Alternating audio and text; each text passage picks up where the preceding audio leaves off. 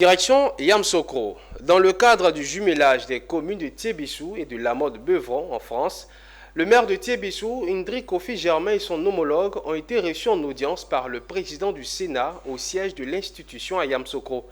Durant cette séance de travail, plusieurs sujets de développement ont été abordés.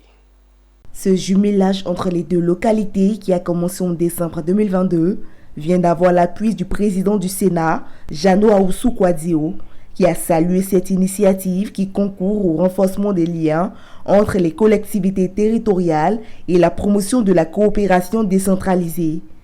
Le président Jano Aoussou Kouadio a indiqué que le Sénat est résolument engagé à soutenir ce type d'initiative dans le cadre de sa mission de représentation des collectivités territoriales. Ce jumelage prend en compte la mise en place de plusieurs projets dans les domaines de l'emploi, du développement durable et de l'écologie. Nous avons présenté à la fois Germain et moi nos projets respectifs, accompagnés de monsieur le préfet de Thiébissou, du département de Thiébissou, puisque le programme s'établit bien au-delà du village ou de la ville de Thiébissou, mais sur l'ensemble de ces villages, hein, Germain. Et nous avons pu développer justement cette régionalisation qui tient à cœur à monsieur le président du Sénat, comme elle tient à cœur au président du Sénat français. Et nous avons présenté notre projet dans le cadre de la régionalisation de nos territoires.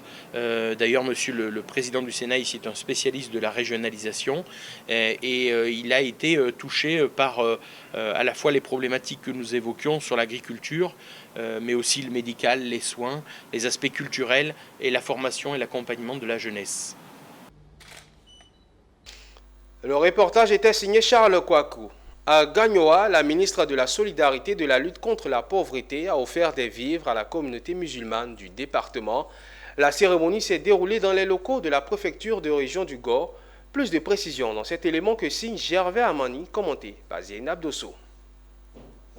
8 tonnes de riz, 3 tonnes de sucre et 15 boîtes de lait. Chacun constitue l'essentiel de ce don par lequel la ministre Miss Belmont Dogo a témoigné son soutien à ses frères et sœurs de la communauté musulmane de Gagnoa. Les musulmans du département de Gagnoa ont salué l'acte de générosité de Miss Belmont Dogo. C'est un moment de partage. Donc, on a toujours l'habitude de voir elle être à côté de la population partout avant qu'elle ne soit élue députée, ministre. Elle est toujours à côté. Vous savez tous, on est dans le mois de Jeûne musulman qui coïncide cette année avec le carême chrétien. Il y a une semaine, déjà au nom du gouvernement, Madame la ministre Belmont a fait un don aux communautés chrétiennes. Aujourd'hui, au nom de Madame la ministre également, nous faisons un don à la communauté musulmane. Et c'est pour cela que nous sommes là, parce que c'est un mois de partage, un mois de piété, un mois de solidarité. Des prières ont été formulées pour la paix en Côte d'Ivoire au terme de la cérémonie.